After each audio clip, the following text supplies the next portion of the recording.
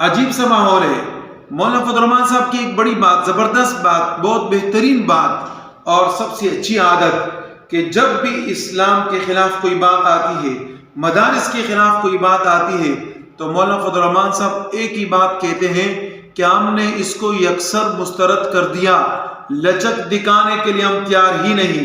کل میٹنگ ہوئی اور میٹنگ میں جناب حکومت کی طرف سے جو مسودہ مدارس کے متعلق نیا پیش کیا گیا، اس کو انہوں نے مسترد کر دیا اور فرمایا یہ ہمارے ہاں نہیں چلے گا۔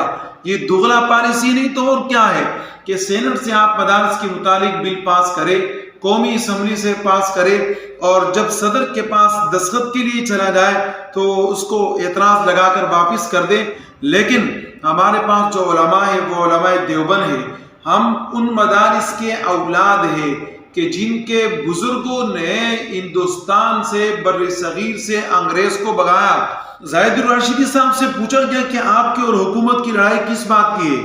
فرمایا صرف دو باتوں کی ہے، وہ یہ ہے کہ حکومت چاہتی ہے کہ بیرونی ایجنڈے مدارس کے اندر داخل ہو جائے، اس کے نظام کو درہم برہم کر دے، اور مدارس والے چاہتے ہیں، علماء دیوبند چاہتے ہیں، اور اس ملک کے مخلصین چاہتے ہیں کہ بیرونی ایجنڈے ہمارے ملک اور قوم سے نکل جائے۔ بس ہم دونوں کی جو جنگ ہے وہ اسی بات کے اوپر ہے۔ اصل بات یہ ہے کہ ان کو پریشان کرنا ہے۔ آج تک جب سے یہ پاکستان بنا ہے، مدرسہ جو رجسٹر ہو رہا ہے وہ سوسائٹی ایکٹ کے تحت ہو رہا ہے۔ وزارت تعلیم کے ایکٹ اگر وہ منظور ہو جائے تو ظاہر ہے کہ سرکاری نوکری بن جائے گی۔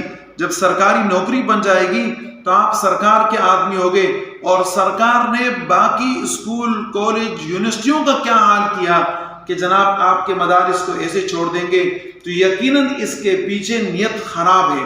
اگر نیت خراب نہ ہوتی تو ہماری تعلیم کو نہ چھیڑتے۔ سائنس کی بات ہے، ہمارے مدارس میں سائنس ہے، انگریزی تعلیم کی بات ہے، ہمارے مدارس کے اندر انگریزی تعلیم ہے۔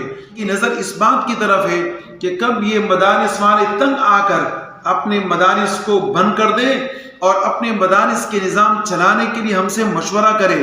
لیکن آپ کو معلوم ہونا چاہیے کہ یہ وہ علماء دیوبند ہیں کہ جب یہ مدارس موجود نہیں تھے، ہر مولوی کا مسجد مدرسہ تھا، اس کا ہر ایک فرد مدرسہ ہے، اور جہاں بھی یہ دیوبندی جائے گا، چاہے پہاڑ کی چوٹی کے اوپر جائے، چاہے مسجد ایک چھوٹے سے وہاں حجرہ بنا کے بیٹھ جائے، اور چاہے جناب گلی کوچوں میں بیٹھے، وہاں بھی یہ تعلیم دیتا رہے۔